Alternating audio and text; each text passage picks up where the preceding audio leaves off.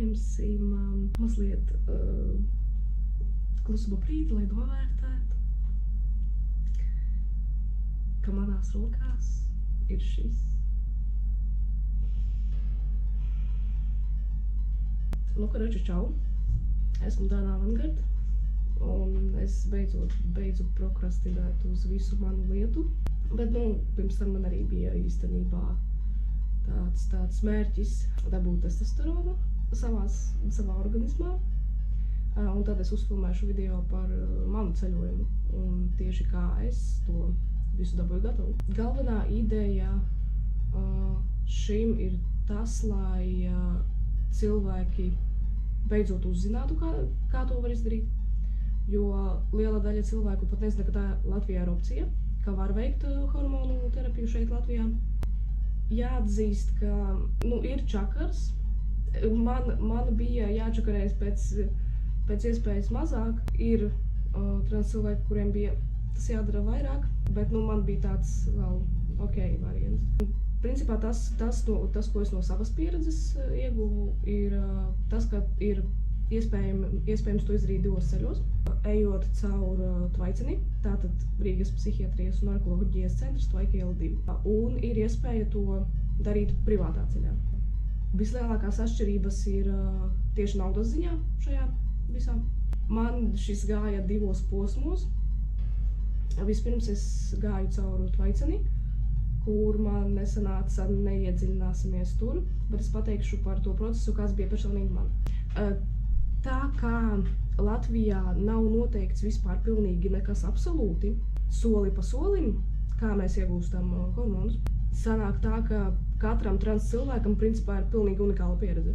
Un es zinu daudzus trans cilvēkus, kuriem ir bijis jāčakarējas vairāk, ir bijis jāmaksā lielākas naudas, jātaisa, manuprāt, bezjēdzīgus testus un analīzes un tam līdzīgi, bet man vēl bija tā, ok. Principā viss sākās ar to, ka es izlēmu iet Tvaicenes ceļu. Pirmais tajā visā pasākumā bija, man vajadzēja pieteikt vizīti pie psihiatra, jo psihiatrs ir tas, kurš var iedot tev diagnozi. Viss kaitinošākais moments man šeit liekas tajā, ka es aizgāju uz turieni, es aizgāju pie psihiatra, un es biju tas, kurš viņiem stāstīja. Tas, kurš stāstīja visu to, kas ir trans cilvēki un kas būtu jādara. Man tik ļoti riebis šis moments, ka man ir jāatstāja mana nākotne, tātad vai es dabūju beigās hormonus vai nē. Man ir jāatstāja mana nākotne to cilvēku rokās, kuri ir nekompetenti vispār. Un man tāds, ok, labi, es jau biju tā kā mazliet sagatavojies ar tādu stāvokli, es arī aizgāju, ka es zināju, ka man būs jāstāsta pilnīgi viss. Jā, un tad es aizgāju, visu pastāstīju, kas un kā notiek, ko man vajag un tā tālāk. Tad notika, vispirms bija psihiatra vizīte, kas man maksāja, tā kā tā ir valsts iestāde, tad maksāja 4,20 par pirmo vizīti. Pēc tam mani aizsūtīja pie klīniskā psihologa, tāpēc, ka vajadzēja veikt personības testu. Tad es aizgāju uz klīniskā psihologa vizīti, tur es samaksāju 40 eiro. Bet labākā lieta ir tāda, ka, ja tev ir atkārtota vizīte, tad otrais par vizīti nav jāmaksā. Jo tas personības tests, viņš ir pietiekami apjomīgs, un tāpēc sanāk, ka tas ir tā kā 2 vizīšu garumā. Tālāk tad ar to psihologa slēdzienu es aizgāju atpakaļ pie psihiatras, lai viņam uzraksta nosūtījumu uz koncīliju. Es neatceros, vai man par šo atkārtoto vajadzēja maksāt. Bet man šķiet, ka nē, bet ja vajadzēja, tad tie paši 4,20, tad bija koncīlijas. Uz koncīliju vajadzēja sagatavot no ģimenes ārsta izrakstu par vispārīgo veselības stāvokli, ka tev vispārīgais veselības stāvoklis ir ok. Tad koncīlijas nozīmē 3 ārsti, vismaz tajā momentā tas bija tā, ka bija 3 ārsti. Un tad tu atkal māli viņiem visu to pašu, ko tu jau izmali 5 reizes visiem. Kamēr tu tiki uz to koncīliju. Negribu iedzināties, bet man pateica nē.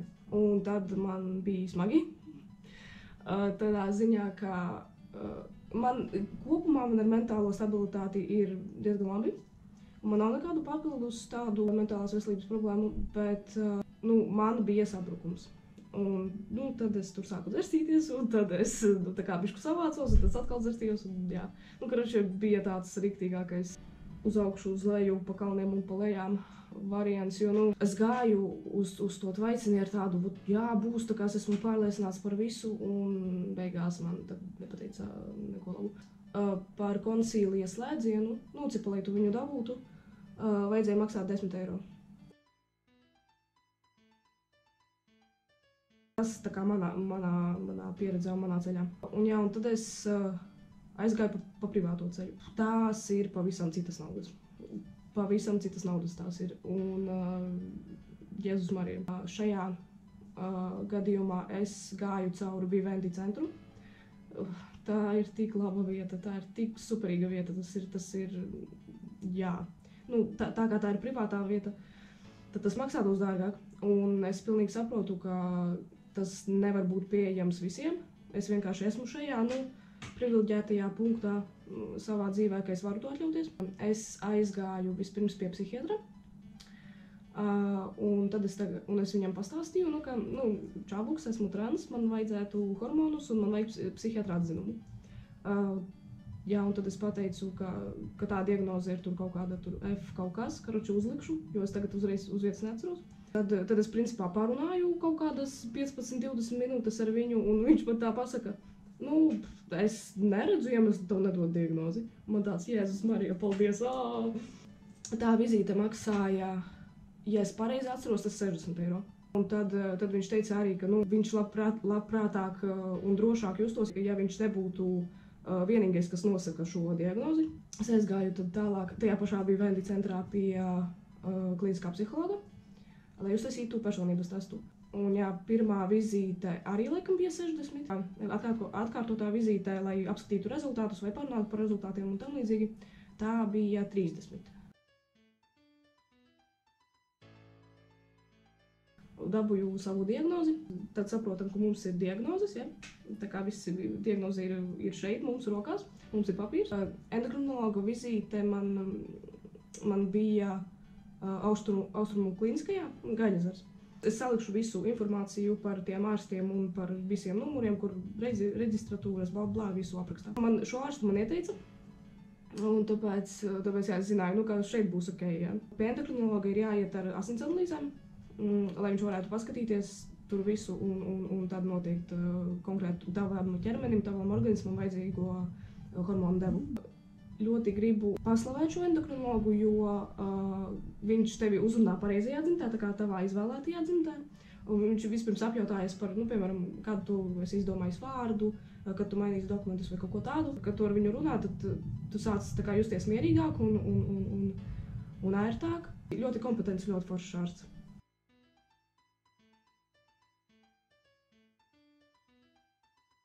Tad viņš man izrakstīja to brīnumaino papīru, ko es gaidīju savus fucking 4 gadus, ja? Un tā es tiku pie šī. Tas ir testosterons. Viņš izskatās, ka tātad šādā ampuliņā. Šī ampula ir jāšpricē sevi reizi mēnesī. Viena paciņa maksā 11 eiro. Un vienā paciņā ir viena ampula. Par testosteronu mēnesī cilvēks iztērē 11 eiro. Tas, ko es gribētu pateikt, īpaši trans jauniešiem, arī šeit ir opcijas, arī šeit Latvijā ir opcijas, un arī jūs varat tikt līdz tam punktam. Es saprotu, kā tas ir. Tad, kad saprotu, tev te kaut kādi cilvēki video grib pateikt, ka, jā, nepadodies, vajag sagaidīt savu momentu vai kaut ko tādu, jā. To es saprotu to sajūtu. Jo tad, kad tu atrodies tajā stāvoklī, kurā tu nevari dabūt hormonus, vēl joprojām jau neesi tajā punktā, kad tu to reāli vai finansiāli, vai tīri praktiski varētu izdarīt. Tādā, piemēram, tu esi atkarīgs no ģimenes, un ģimenes tevi neatbalsta, tāpēc tu esi skapī. Es to visu ļoti labi saprotu, bet es gribu arī,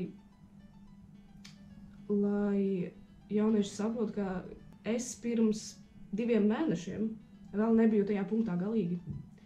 Es vēl biju tajā punktā, ka man gāja pa augšām un pa lejām, saprot, emocionāli, tāpēc, ka es pirmo reizi nofēloju, un man vajadzēja gaidīt vēl 2 mēnešus līdz tam endokrinologa apmeklējumam. Bet lūdzu, tā kā lūdzu, fucking lūdzu, nepadodieties. Jaunieši, nepadodieties. Arī jūs tiksiet tajā punktā, kad jūs varēsiet dabūt hormonus, jūs varēsiet sākt šo dzimuma pāries procesu, un būs tā vērts. Un ir tā vērts gaidīt, ir tā vērts izmocīties, jo tieši šobrīd, ja runājam varbūt vairāk par manu personīgo punktu šajā dzīvē, pirms 6 gadiem, pirms 4 gadiem es nevarēju iedomāties, ka es būšu šajā punktā. Dzīvojot centrā, šajā jaukajā dzīvoklī, esot ar testosteronu manā ķermenī, mans pirmais šots bija 22. februārī, un esot starp tādiem cilvēkiem, kas tevi atbalsta, kas reāli piepilda manu sirsniņu. By the way, es esmu tik ļoti iemīlējies šobrīd, tāpēc jebala. Arī jūs varat tikt līdz tam punktam, un jūs tiksiet līdz tam punktam, tikai lūdzu nepadodieties. Mums vajag jūs šajā dzīvē. Mums sabiedrībā vajag tādus cīnītājus kā jūs. Es gribētu, lai jūs tiešām paliekat šeit un īstenībā, lai jūs arī dalāties ar saviem stāstiem. Dalieties ar saviem stāstiem, jo mums vajag sabiedrībai pateikt, ka mēs šeit esam un ka arī mums pirmkārt vajag tiesības, un otrkārt mums vajag likumos ierakstītas lietas un strukturētas lietas, lai mēs varētu visu šo dzimuma pāries procesu izdarīt daudz labāk, efektīvāk un vieglāk. Jo, zin kā, cilvēki grib izlikties, ka lesbiešu un geju nav šajā pasaulē, kur vēl trans cilvēki vispār neeksistē. Un īpaši jau Latvijā, jo ja jau te visi ir baigi uz adatām saprot runāt par mūsu māsām lesbietēm un brāļiem gejiem, tad kas vispār tur pat nav runas par trans cilvēkiem. Tāpēc es domāju, ka mums ir jāparāda sevi, bet tajā pašā arī laikā jaunieši lūdzu esiet uzmanīgi, jo es te varu skandināt pa visu Latviju, nāciet ārā no skapiem un parādiet sevi, ka mēs esam šajā sabiedrībā, bet ir arī jāsaprot, ka ir jaunieši, kuri to nevar izdarīt, tīri praktisku iemeslu dēļ, tāpēc, ka viņi dzīvo tādās ģimenēs, kur viņi ir atkarīgi no ļoti transfobiskiem un vai homofobiskiem vecākiem. Es esmu ar jums, es tiešām esmu ar jums, un dalieties komentāros ar jautājumiem, ar saviem stāstiem, parādīsim viens otram, ka mēs šeit eksistējam, un ka mēs šeit esam, un ka mēs esam šeit viens otram. Tu neesi viens, atceries to. Un tiksimies nākamreiz.